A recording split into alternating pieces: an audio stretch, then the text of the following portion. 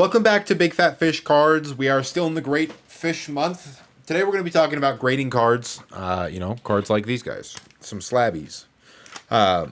What to look for, why you should grade, things like that. Really everything grading we're going to cover in this video. All right, here we go. Number one, grading increases the value exponentially. You make a lot of money on grading. It is essentially the only way in the Pokemon world to create value out of nothing, right? You can wait for the market value to go up on products, but there's really no way to sell your products for more than the market will deem them worth.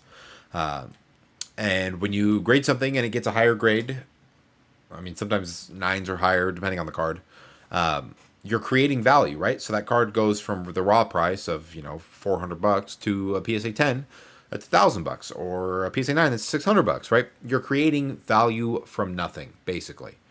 So that's a way to make some pretty good margins selling cards. All right. Number two of grading. Some people like slabs better. It's good to have a variety of singles, slabs, sealed. I'm more of a slab guy myself. I prefer to look at slabs. I prefer to have slabs. Really, the only slab that I have right now is this Raichu from the Japanese vending series in a 10, which is a sick card. It's pretty low pop. I'm surprised I was able to find it. But I'm a slab guy, so it can create a variety of product at your table, even if you don't mainly do slabs.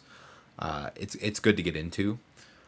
And then as you start to level up your inventory and you move into higher end products, more people are willing to spend big money on slabs than they are on singles.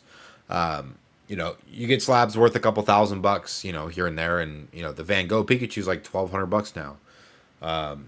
Cards like the Machamp Prime that I have, that's a PSA 10. It's Pop 100.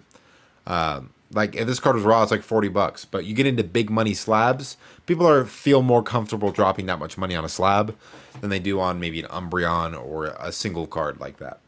What to look for on cards. This is something that it can be explained in videos, and there are a lot of great videos on it. I'm not going to tell you exactly what I look for, just because some people do it different, and it's basically opinion based on whether you think it's going to get a 10 or not. But when you start grading cards, you start seeing what comes back as 9s. You start to get a feel for what you need to do, and there's a lot of great videos that explain it. But the things that you need to look for specifically on cards that some of the graders miss, some don't. I think that experience and just looking at a lot of cards is the best way to get better at grading, to get more 10s. And even when you do get more experience, this last submission that hasn't come back yet, but I'll make a video on it when it comes back.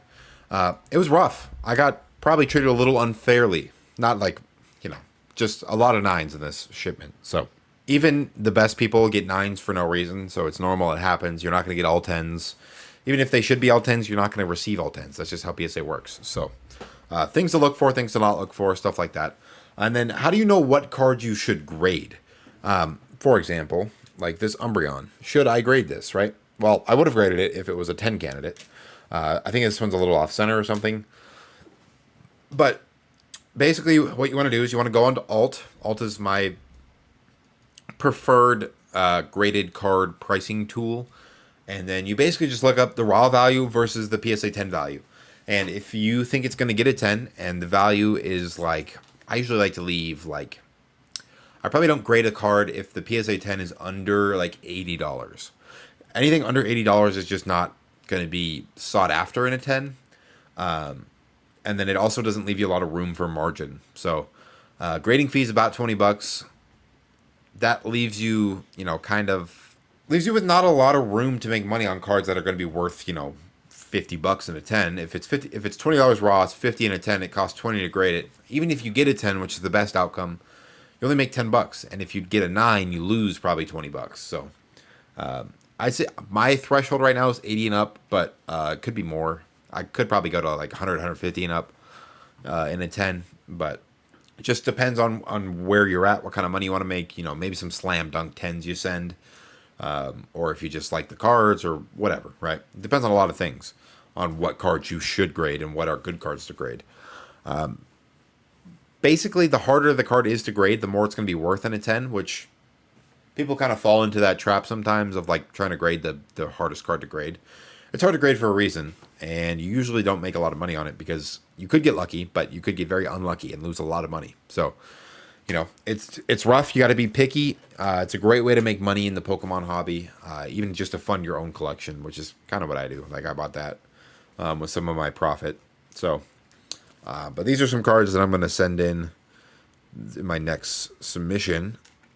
Just some good stuff. You know, you always like to send popular Pokemon, right? Lugia, Deoxys, Mewtwo, Eevee, Sylveon, Blaziken. You can't go wrong with it like a Pikachu and a PSA 10. You can't go wrong, even if it's like $50. You can't go wrong with it. Even, you know, Pikachu, Charizard, really any of those guys. You want to think about what you can sell and how fast you can sell it. And that's really what you should do. So that's kind of all I got in this video. I can't really think of anything else. If you have any questions about grading, let me know in the comments and I'll do my best to answer.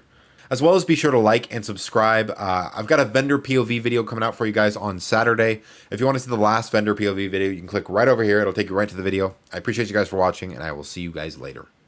Bye!